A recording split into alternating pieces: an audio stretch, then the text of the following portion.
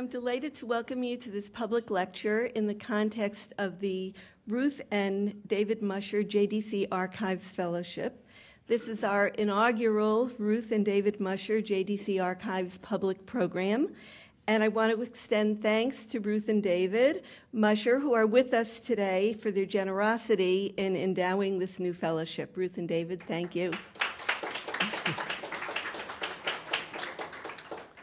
The JDC Archives, which houses the resources of JDC, the records of JDC since its beginnings in 1914, is one of the most important repositories for the study of modern Jewish history. Visiting scholars from around the world utilize our unique holdings for their research, as do publishers, journalists, museum curators, family researchers, filmmakers, and others. And I invite you to visit our online website at archives.jdc.org to see some of our digitized collections, our online curated exhibits, our names index, and other good things. I want to recognize and thank the Center for Jewish History, the co-sponsor of this program today, and invite Joel Levy, the Center's CEO, to give greetings.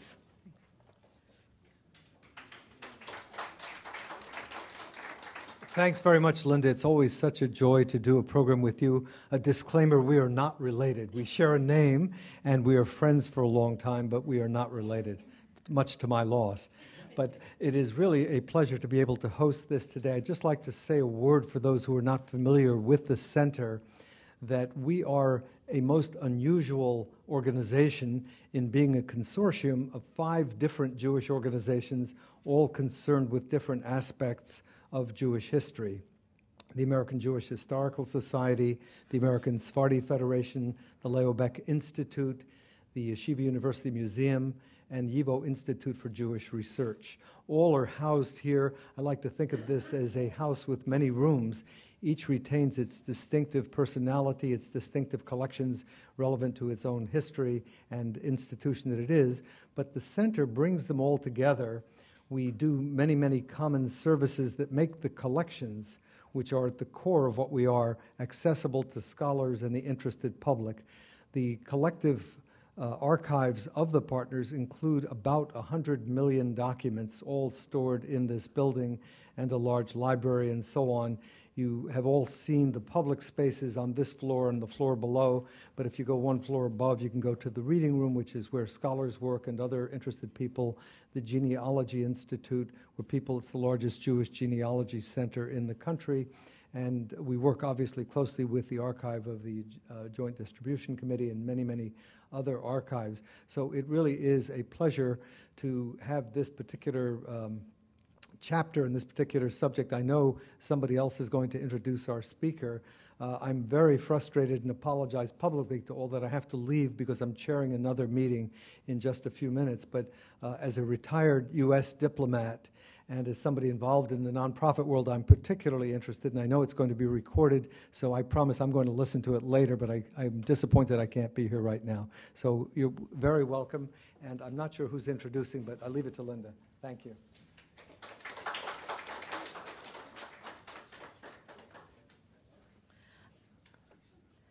I'd like to tell you just a few words about this fellowship. It was established last year with a generous gift from Ruth and David Musher, who are supporters of JDC with deep roots in the American Jewish community, as well as a longtime commitment to Jewish education, academic research, and scholarship. The goal of the fellowship is to enable scholars engaged in graduate-level, postdoctoral, or independent research to conduct research in the JDC archives. Our speaker today is Professor Andrew Falk, and he is a recipient of the fellowship for 2015. Our format is that the speaker will be speaking for about 45 minutes, and that will be followed by about 15 minutes for questions and answers. I'd like to call on Ruth Musher, who will be introducing our speaker.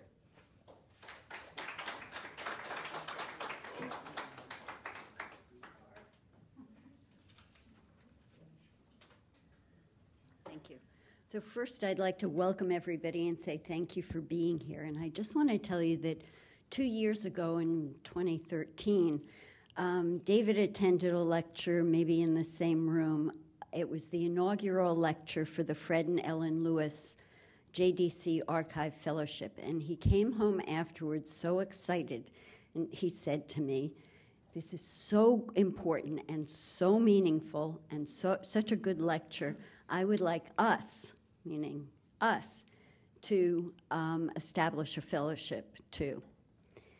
And I, of course, said, "Sounds great to me." But what he said was, as important as it is to see in person the work of the JDC, and you know we've traveled through Russia and people have traveled through Poland and what's going on in the Crimea, he said it is equally important to publicize the archive, which is a treasury of the history of the JDC, and to promote academic research in the archive for publication, public talks, and professional conferences. And as they say, the rest is history. So if there are any other like-minded people in the audience who are moved as David was, we hope you will speak to Linda afterwards. And now for our inaugural talk.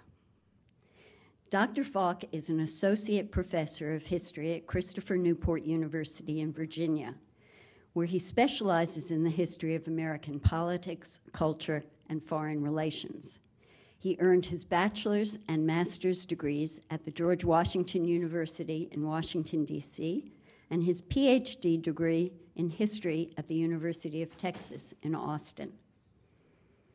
He is the author of a book titled Upstaging the Cold War, which looks at foreign policy dissent as expressed in motion pictures, television, and the theater industries during the early years of the Cold War. While searching for a new research project, Andrew's mother presented him with some old family letters written by distant relatives living in Vienna after the Anschluss, 1938-39. The letters pleaded for assistance in order to emigrate to the United States and led him to wonder about the roles played by private citizens during the refugee crisis. This sparked his current book project, Shadow Diplomats, which examines how American NGOs and private citizens acted as informal diplomats in three ways. One, by raising national awareness of global humanitarian crises. Two, by forming partnerships with policymakers and career diplomats. And three, by acting as proxies for the U.S. government in overseas relief activities. This afternoon, Dr. Falk will present some of his findings in this talk titled Shadow Diplomats, American Foreign Policy in the Era of the World Wars.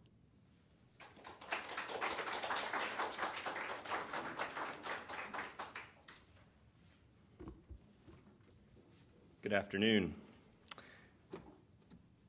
James Rosenberg was an American diplomat who in January 1940, he paused aboard the steamship Como to reflect on some recent busy days. After taking a midnight train from New York City to Washington, D.C., Rosenberg endured an early morning meeting at the State Department, followed by a meeting with President Franklin Roosevelt at the White House. Roosevelt and Rosenberg discussed the developing refugee crisis in Europe, whereby thousands of families were seeking asylum in the Americas. The president explained that he was deeply interested in the Dominican matter as a beginning of a solution of the refugee problem gripping the world.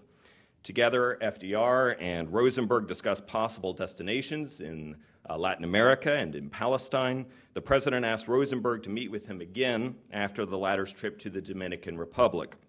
Before leaving Washington, Rosenberg also met with Andres Pastoriza, who was the minister at the Dominican legation in Washington, and with bags packed, Rosenberg boarded the steamer for the Caribbean.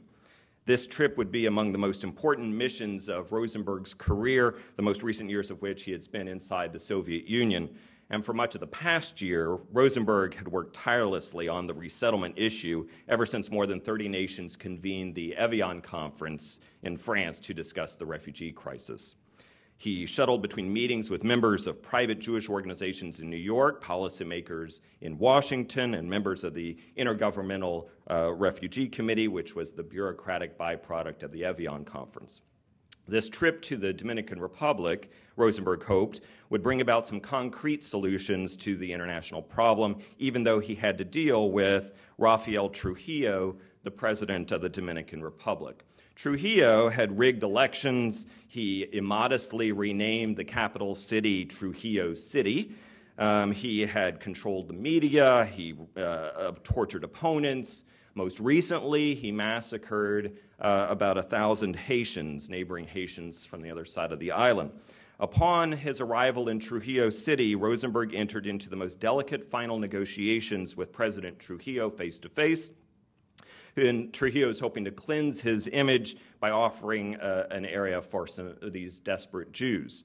Ever mindful that the future of vulnerable refugees lay in the hands of a ruthless dictator, Rosenberg had to handle matters deftly. And as he put it in his diary that I looked at that's in the JDC archives, the entire project rests on the lap of the gods. So James Rosenberg, pictured on the left over there, is an American diplomat. His diary is filled with familiar tales of globetrotting and political intrigues and bureaucratic rivalries and cocktail parties and tense negotiations that comprise traditional diplomacy that Joel Levy could probably attest to. But James Rosenberg is not a traditional diplomat. Though he frequented meetings at Foggy Bottom, met with President Roosevelt face-to-face and with Trujillo, James Rosenberg was not an official at the State Department. He was a member, of course, of the Joint Distribution Committee. And, of course, we know that the JDC is an influential, non-governmental organization founded during the First World War, headquartered here in New York City, with offices literally around the globe. While many scholars focus on specific groups like the American Red Cross or the Quakers, I see the JDC as a critical part, but only one part, of a larger humanitarian network that overshadowed the U.S. government in relief operations and the coordination of mass migrations of refugees. Shadow Diplomats, as was mentioned, is part of a second book project that's like my first, that examines the ways private citizens like James Rosenberg or you or me seek to influence American foreign relations and world affairs.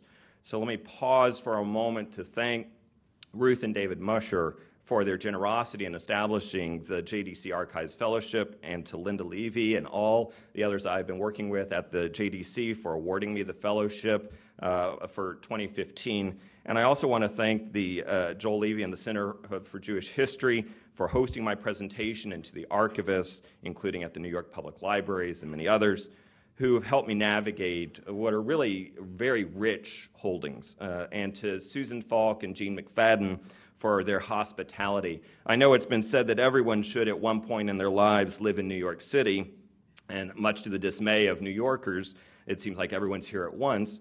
But thanks to all of you for allowing me to come here periodically for research.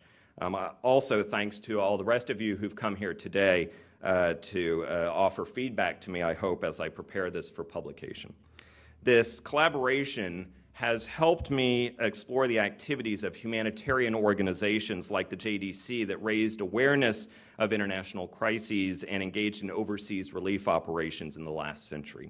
Now, of course, there are many histories of the Holocaust, of the Second World War, but the history that I am trying to recover, I think, makes three contributions, which I can boil down to who, when, and what. So first, who? Who are the key figures in this history? Well, traditional histories, those of textbooks and documentaries and best-selling novels and Hollywood productions, often provide this narrative, which may be rather familiar. As fascism gripped Europe, the isolationist United States closed its doors to desperate refugees. And the best example of this familiar narrative is the well-known story of the SS St. Louis, the steamship full of passengers in 1939 that left Hamburg for Cuba, only to find upon arrival that the Cuban government refused their landing permit. So the refugees of the St. Louis sailed slowly within the lights of Miami before State Department officials waved them away. Almost 1,000 refugees returned to Europe, many to their doom. When looking at the American reaction to the developing Holocaust, the who that I'm asking about, many scholars focus attention on the Franklin Roosevelt administration, on the State Department, especially the Assistant Secretary of State Breckinridge Long, as well as the reluctance of others like media elites, the New York Times, to cover the story. They focus on widespread anti-Semitism, of course, in Depression-era America. And the book titles often reveal their conclusions, so you can, in this way, judge a book by its cover. The Abandonment of the Jews, Voyage of the Damned, Refuge Denied, Buried by the Times, and While 6 Million Died, among others. Even when authors tend to rehabilitate FDR's role or exonerate to some extent his administration, as in Saving the Jews, FDR and the Jews, and The Myth of Rescue, among others, any way you look at it, attention is still focused on the White House and the State Department and other career policymakers. Very few, relatively few, have looked at the activities of private citizens and organizations in these years. Now, some 30 years ago they did. In the early 1980s, the former Supreme Court Justice, American statesman Arthur Goldberg, convened a special commission that attempted to do just that. It attempted to examine what did American Jewish leaders know, what should they have done, what could they have done to mitigate the tragedy.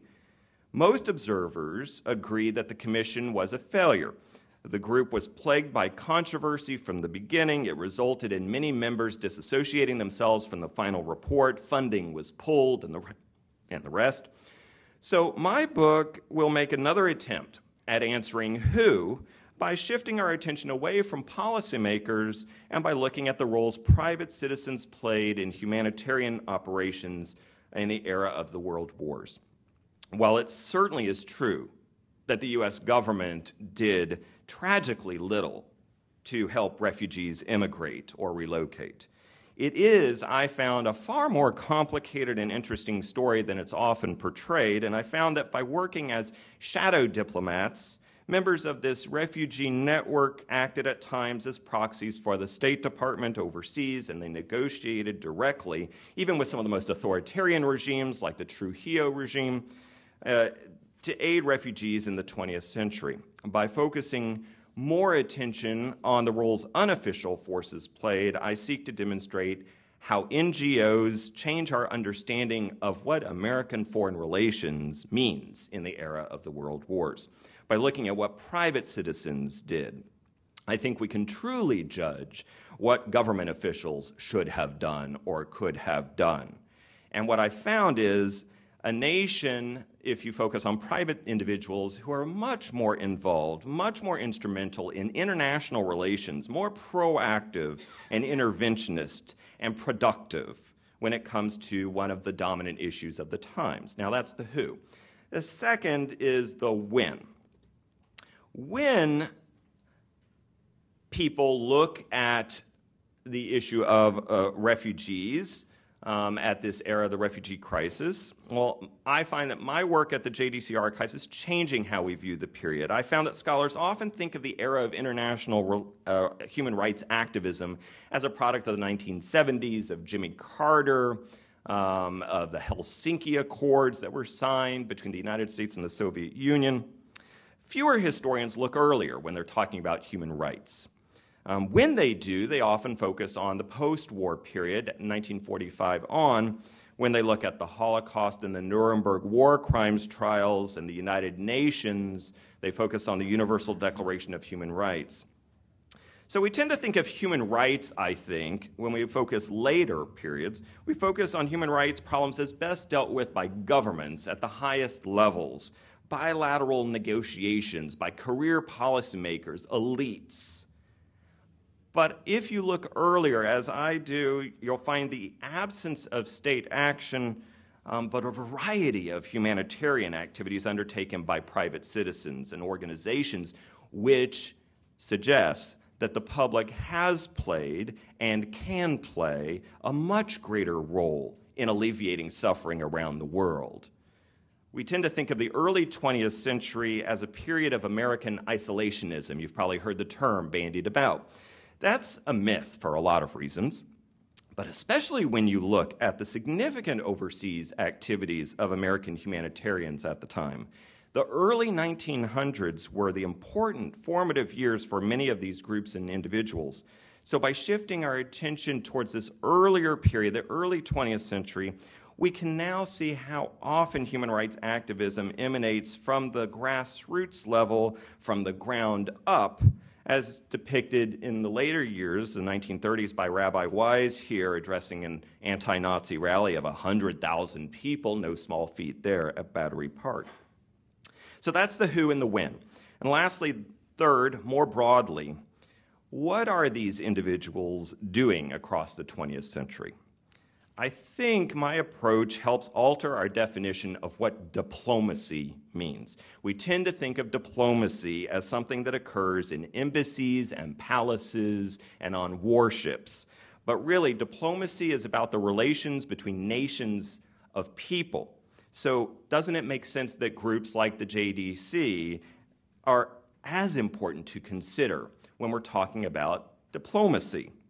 They work in the shadows when they see it's in their interest to do so.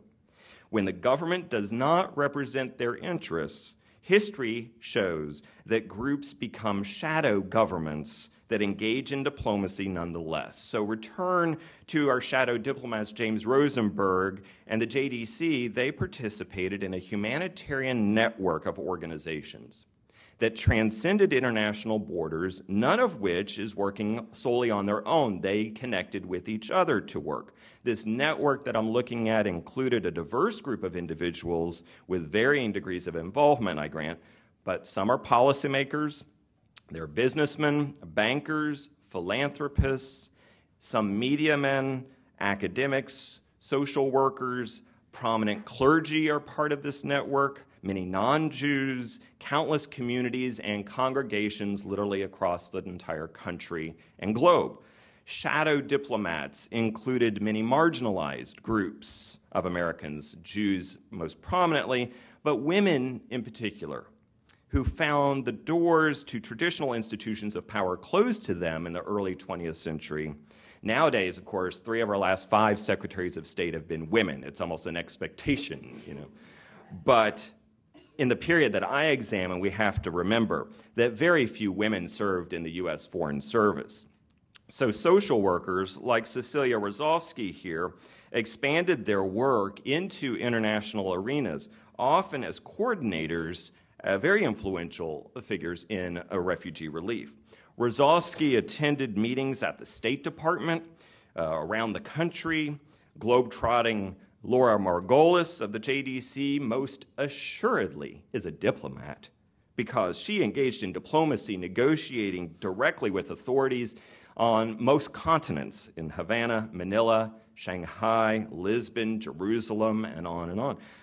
An American Jewish worldview developed in the late 19th and early 20th centuries that led individuals such as Jacob Schiff and the Warburg family, Ambassador Henry Morgenthau Sr., into humanitarian work. Their worldview was such that they were raised almost to be predisposed to international humanitarianism.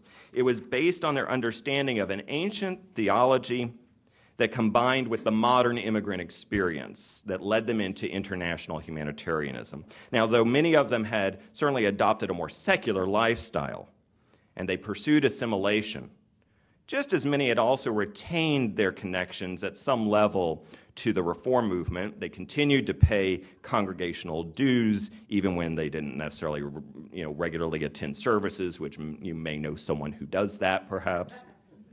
And they had absorbed ancient Jewish principles nonetheless. So they're not very religious, but they had absorbed ancient Jewish principles that emphasized international humanitarianism. For example, and some of these may be familiar to you, they understood the concept of tikkun olam. They absorbed that, which translates as this collective mission to repair the world. In Jewish theology, good deeds, or mitzvot, comprised one pillar of the Jewish faith. that had been carried down from generation to generation, or ledor vador, as Jews would say, to aid fellow Jews, in other words, of the diaspora, was seen as a particular responsibility of a people who are scattered across the globe. Many, like Jacob Schiff and the Warburgs, Felix Warburg in particular, also worked tirelessly to gain acceptance, as I said, assimilate into mainstream American life. But this also reinforced that they need to be international humanitarians. They embraced Americanism, the rhetoric of being another sort of chosen people, Americans who are spreading democratic values or should spread democratic values of liberty and freedom. They're also preaching a gospel of wealth at the time, which emphasized philanthropy over charity. In other words, men and women shared this identity that's based on an awareness of community. They are of a community of service and an interest in world affairs. These are not isolationists. And throughout the first half of the 20th century, the inheritors of this tradition did not have to look too far to find many places in need of a little tikkun olam. Early on, they established domestic-oriented organizations like the National Council for Jewish Women and the New York Foundation that focused on immigrant aid, health, education, and welfare. In the 1910s and 1920s, they established more international-oriented organizations like the JDC, of course, the Institute for International Education, which helps with the Fulbright program today. These organizations constructed well-developed bureaucracies, really institutionalized themselves for handling complex international issues. The Great War gives them the opportunity to deal with issues of war, famine, political prisoners, medical emergencies, prisoners of war, orphans, and the like. And during these formative years of the 1910s and 1920s, American Jews are raising awareness, national awareness for human rights, and add an international dimension to their more domestic social welfare programs. Early on, they are lobbying policymakers in Washington. Early on, they are developing partnerships with career diplomats and other organizations. Early on, they understood how to navigate around restrictive immigration laws with agility and creativity. Early on, they are coordinating an impressive amount of overseas relief operations on scores of steamships. And early on, they negotiated with foreign and inhospitable foreign governments to establish programs like the Agro Joint in the Soviet Union in the 1930s, in a period that historians have often noted more generally as a period of isolationism. Rather, I see shadow diplomats coordinating their work and conducting an American Jewish foreign policy on behalf of refugees and others who are left vulnerable abroad. So it is hard to argue, as some have, that the humanitarian crisis of the 1930s suddenly overwhelmed American Jews and NGOs. Beginning in 1933, the scale is much larger, to be sure. When Adolf Hitler becomes the German chancellor and the Nazi terror creates a perplexing and a metastasizing crisis with hundreds of thousands of victims trying to flee German-occupied lands for safety. As Hitler violently consolidates his power very early on in 1934, American activists organize themselves into the network that I'm looking at. The National Coordinating Committee for Aid to Refugees and Immigrants Coming from Germany. By 1939, June 39, it becomes known as the National Refugee Service. Cecilia Rozovsky was the executive director, a very influential person. Under this umbrella organization, there were about 15 affiliated organizations that dealt with different categories of refugees, and the JDC is one of them. Though it primarily represented the interests of Jews, the National Refugee Service, we should be reminded, actually dealt with many groups, secular, Christian organizations, working with foreign governments, all to provide humanitarian assistance to people of all faiths. Often, these organizational boards under the umbrella within the network They cross-pollinated membership roles. Executives were on multiple boards. Retired banker Paul Berwald, for example, in the center of the picture, served as an officer of no fewer than 6 different groups, most notably the JDC and the New York Foundation, sometimes at the same time. And I think rather than focusing on individual organizations, if we look at this as a network, we see, wow, Paul Berwald and others like him are perfectly situated to get a very big picture view of the crisis and how to solve problems. This allowed Berwald and others to view the developing crisis on a much broader plane, which created opportunities for them to intercede. Not only did these membership roles cross-pollinate, but because individual organization charters and federal laws often restrained their actions, clever network leaders coordinated their actions to accomplish their goals. For example, let me give you an example. The original New York Foundation charter restricted it to providing funds solely for domestic purposes, for immigrant aid and education at a time when the city government was just setting up these services. What could the foundation do now, a generation later in the 1930s during the refugee crisis, because they're restrained to only act domestically? Well, Paul Berwald was a trustee of the New York Foundation and served as chairman of the JDC, and he and others settled on a very creative solution. The foundation would grant money to these emergency organizations focused on refugees within the network that are seeking to aid the refugees.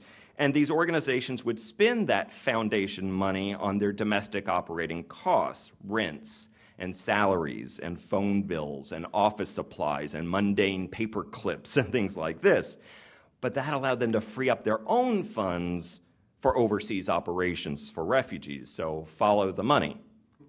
The foundation acted fast and decisively in Hitler's very first year as chancellor when it made its largest appropriations. This is hundreds of thousands of dollars to organizations in this network, the JDC, the American Jewish Committee, the Emergency Committee in Aid of Displaced German Scholars and Physicians, the National Coordinating Committee on German Jewish Problems, among others.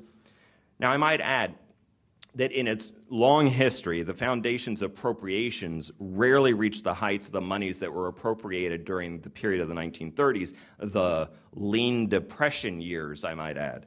So it's safe to conclude that long before the U.S. entered the war, here is a domestic-oriented New York foundation working within the shadows to play a critical, though indirect, role in this international network to help European refugees resettle.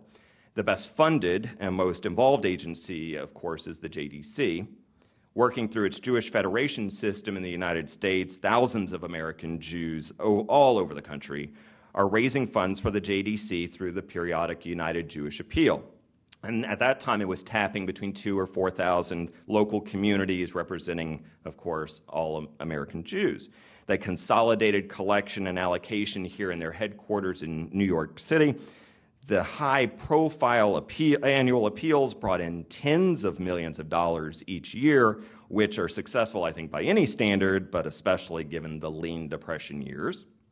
The refugee network's creative and increasing activities have to be understood in the context of American opinion at this time, which, of course, is very unsympathetic American opinion, to say the least. There are daunting immigration laws. Anti-Semitism is fashionable, if you will.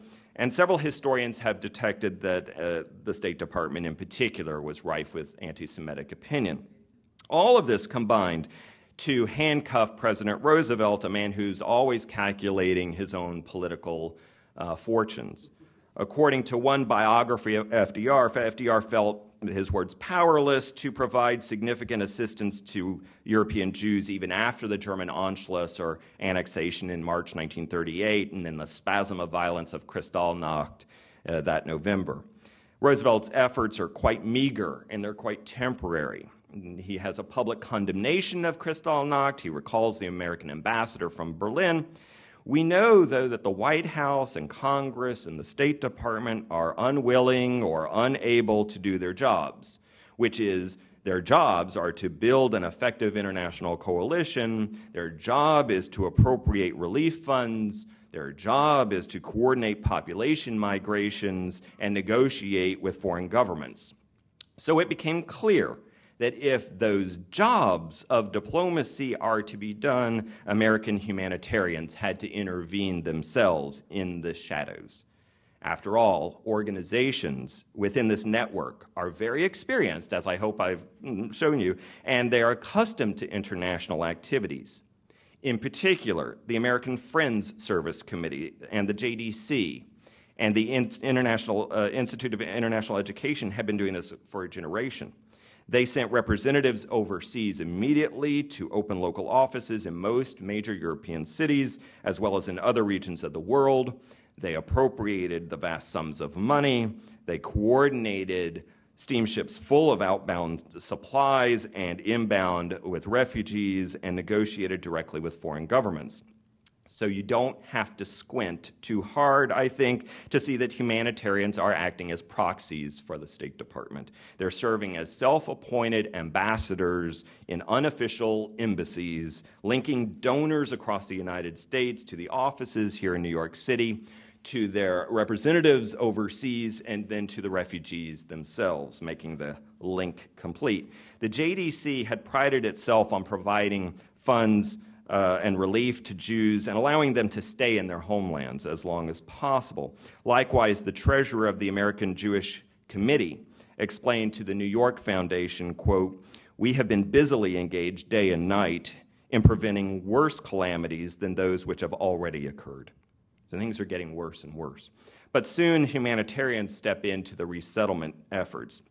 The Institute for International Education acted quickly and nimbly. They are part of this network. The IIE created the emergency committee that is up there in aid of displaced German scholars, and they appointed a young 24-year-old recent college graduate named Edward R. Murrow to its staff.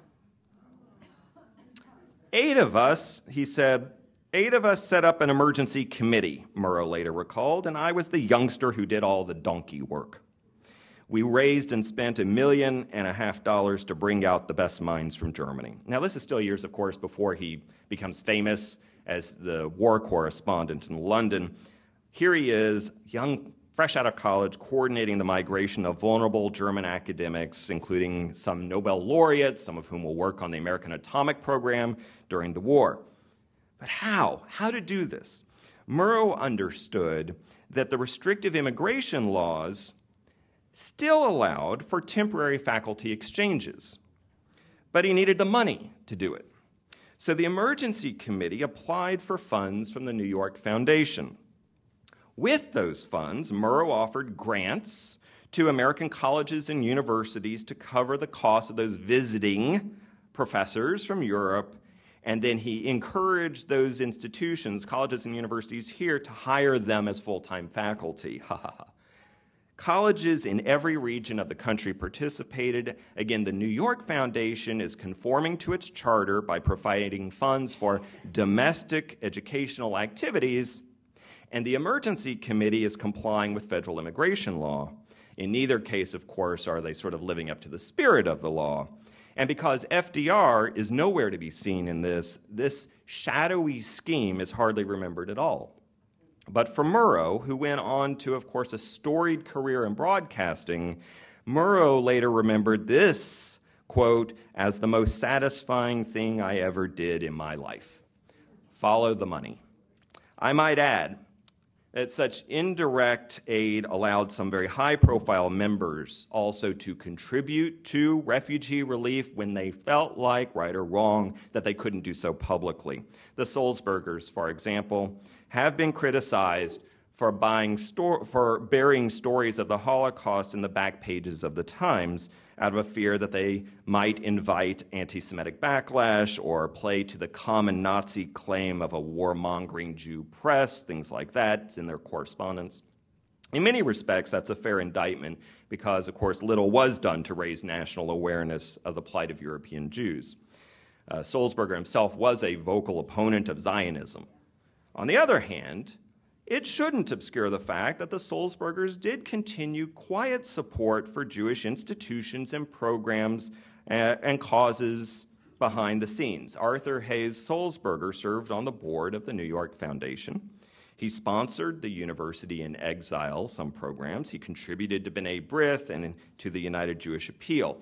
So working in the shadows, in other words, made, at least for him, participation possible or palatable.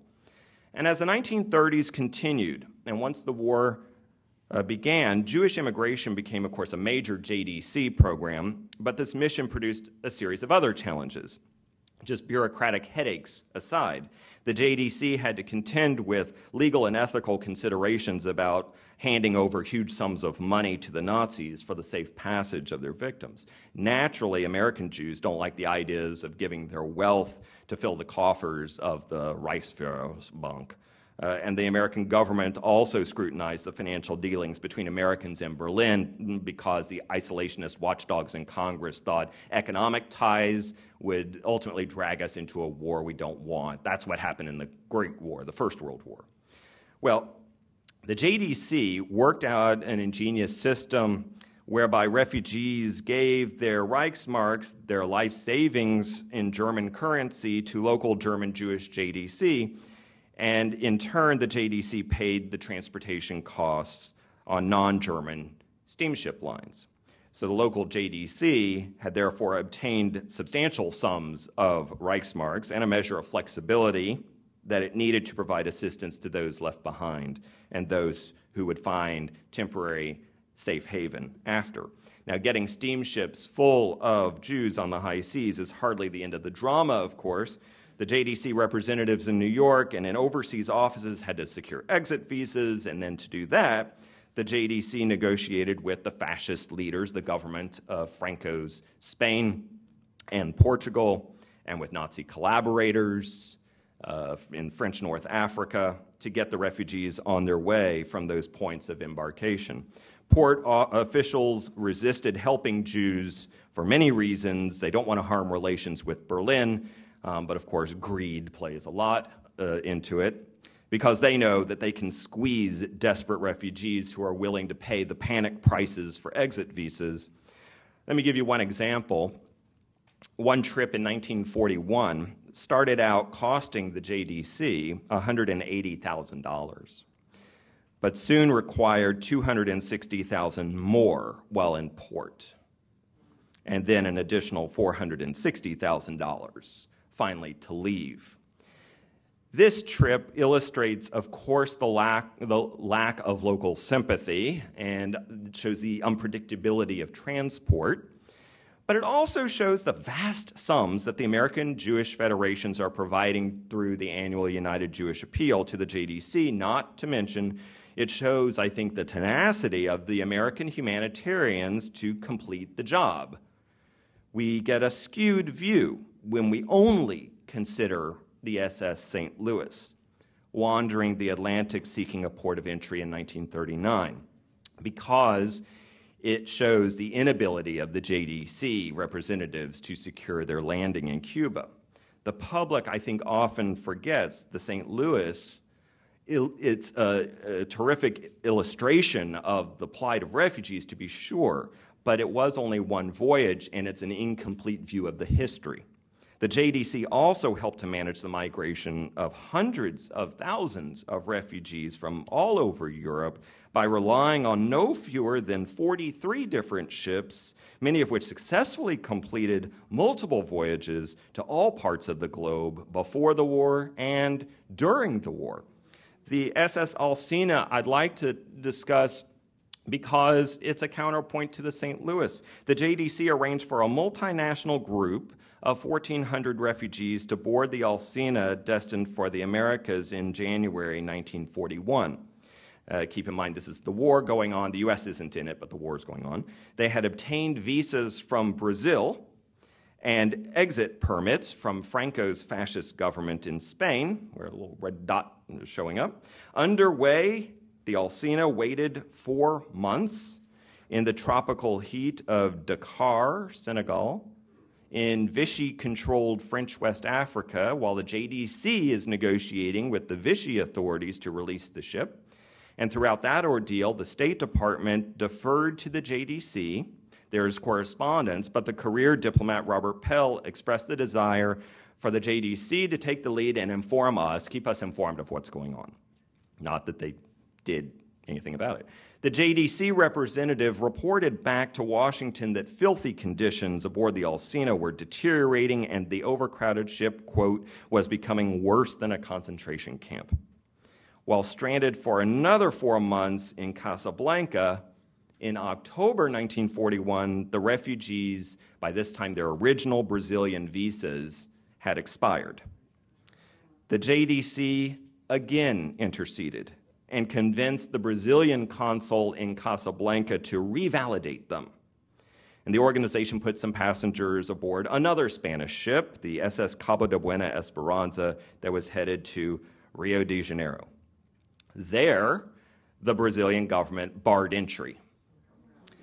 Again, the JDC approached friendly Foreign Service officers for help in pursuing another possible port of entry, and this led them to the Dutch government in exile. Of course, the Netherlands was overtaken by the Germans. In November 1941, the JDC contacted directly the Queen Wilhelmina, the exiled monarch of the Netherlands, who's living in London, and this is a woman who knew about being a refugee, what it was like to flee.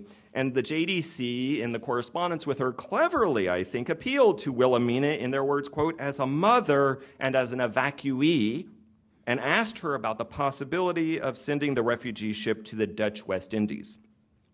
The Queen agreed, overruling her government. She overruled the colonial government in Dutch Curaçao and allowed the Alcina to disembark there. She was won over because the deal is mutually beneficial. The NGO and the exiled government are each granting a level of legitimacy to each other, which is part and parcel of traditional diplomacy. And the JDC secured a haven while allowing the free Dutch to demonstrate their relevance in wartime while reinforcing colonialism over Curaçao, for sure. As in other situations like this, the JDC guaranteed foreign governments that American funds would prevent the refugees from becoming a financial burden to the host. So the JDC's work is, of course, not over. This allowed a lot of refugees to remain indefinitely, while others are seeking entrance to the United States when convenient. So they're sort of in a holding place. After almost a year in limbo, Time magazine reported that to the refugees of the Alcina, Curaçao, quote, looked like heaven to them, for they had been on a long voyage through hell.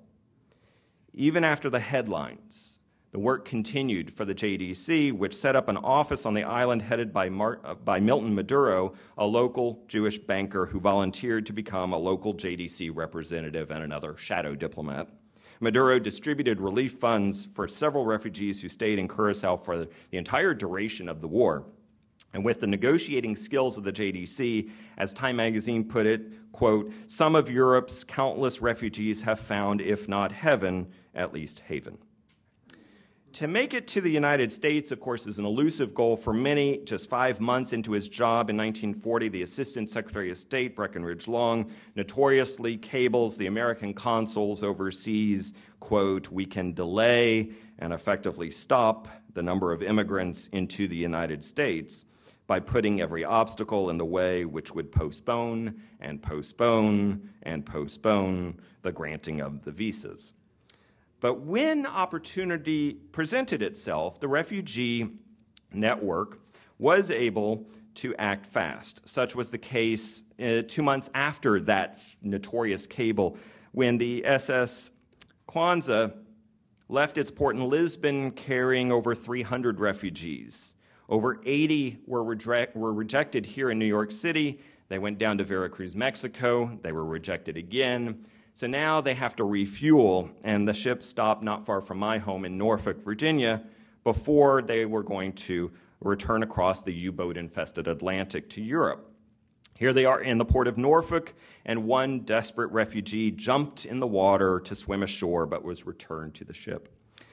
Working in the network, the National Refugee Service was working with Jacob Morwitz, a very creative lawyer in Newport News, where my university is, a maritime lawyer there who's trying to keep the ship there. He files a breach of contract suit against the steamship company because they haven't landed their passengers who paid.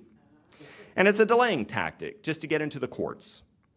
Now, media attention's building. Less than a year after the SS St. Louis tragedy, Eleanor Roosevelt gets involved, and she intervenes with her husband to issue an executive order allowing the entry of just these refugees on this ship.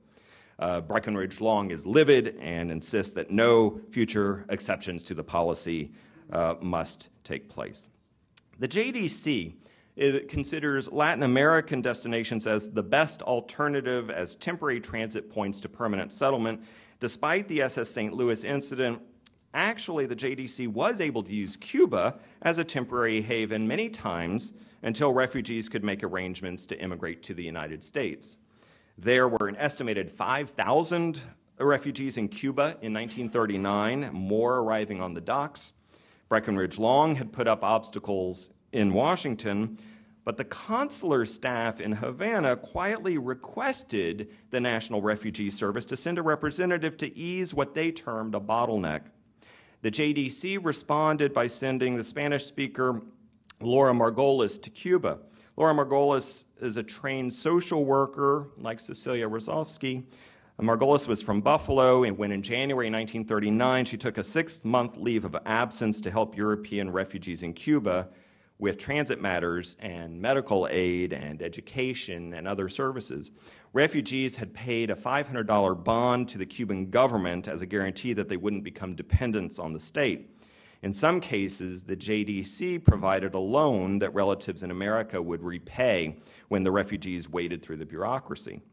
Because the JDC appeared, not the consular staff, but the JDC appeared as the central coordinator for these activities, and because Laura Margolis spoke English, Spanish, German, Hebrew, and Yiddish, which I promise you are languages that the consular staff in Cuba could not, the JDC office soon finds itself in heavy demand.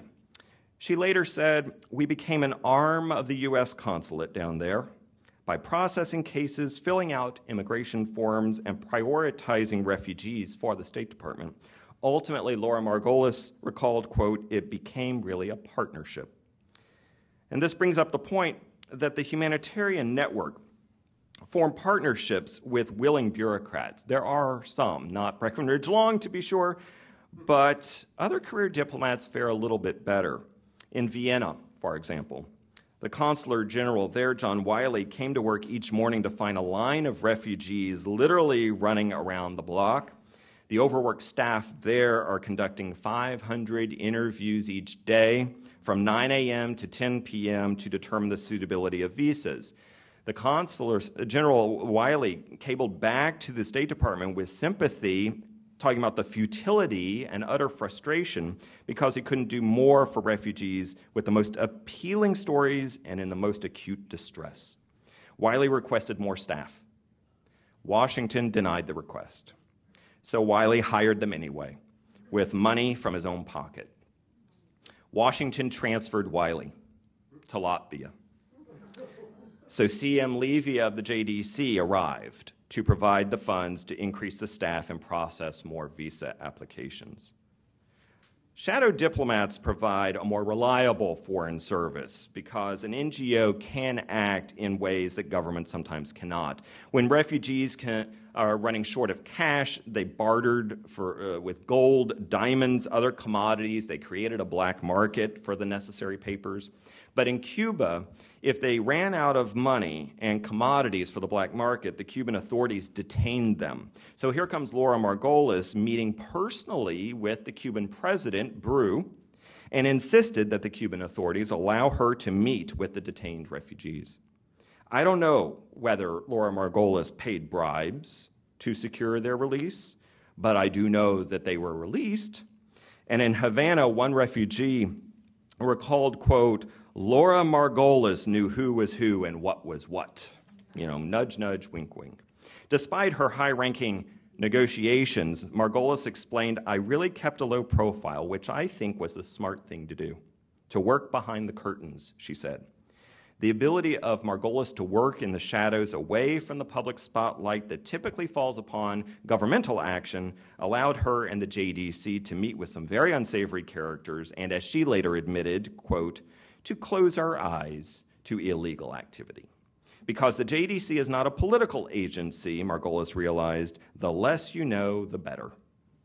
The JDC and lower-level Foreign Service officers, she explained, quote, worked hand in hand to move refugees permanently to the United States. So having streamlined the process in Cuba, off she goes to Shanghai for the same reason. This assignment comes at the request of the State Department. During the refugee crisis, European Jews are fleeing anywhere, of course, that they can when those doors remain largely closed, but Shanghai became one place. Passports weren't required there for a time. I can only imagine what European Jews thought when they landed in Shanghai. Some 20,000 did. It's the only free port in the world willing to accept them without passports. While Nazi Germany is expanding, Japan is expanding and occupying Shanghai. And many are broke, so Laura Margolis enters Shanghai in April 1941 to provide almost 100% of the funds they needed in the very bleak Hangzhou ghetto. The JDC opened offices in the Cathay Hotel. It's now the Peace Hotel. It's on the Bund in Shanghai on the Huangpu River, the European-built embankment there. Margolis traveled extensively. She dined with dignitaries. She mediated disputes between competing Jewish communities in Shanghai. She negotiated with the Japanese occupational authorities themselves. She visited the American consulate almost daily until the staff withdrew because our relations with Japan were souring in the summer of 1941. So the State Department assured the JDC leadership here in New York, don't worry, there won't be a war with Japan, and Laura Margolis can remain in Shanghai. It's not the last time there was some faulty intelligence. In 1941, the JDC quickly emerges as the chief American presence in Shanghai, perhaps all of China. Japan attacks Pearl Harbor in December, and the Japanese authorities occupy the Cathay Hotel and close Shanghai to further immigration. Desperate for kitchen equipment to feed the refugees, Laura Margolis quickly arranges a meeting with the Japanese officer who is put in charge of the starving refugee population, and over tea, Margolis explained the situation to him very bluntly, quote, look, you and I now represent two nations fighting each other, but we have a job to do. You can't afford to have hunger riots on your hands when you're in the midst of occupying a big city. So the JDC tried to find ways to carry out its mission without collaborating with the Japanese, and they did this, and proof of it, I think, is in 1943 when she was detained as an enemy alien and then later was returned to the United States in a prisoner exchange. And then when she arrives here, she briefs the State Department on what's going on in Japanese-occupied China.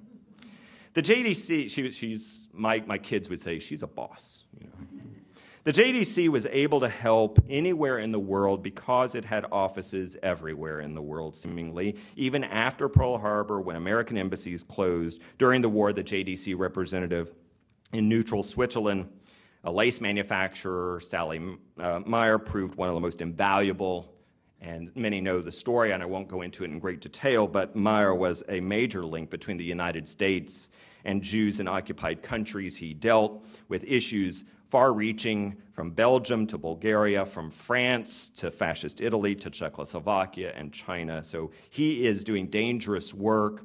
He is sending the most sensitive correspondence, letters that would surely mean his detention or murder. He's sent by secure diplomatic pouch.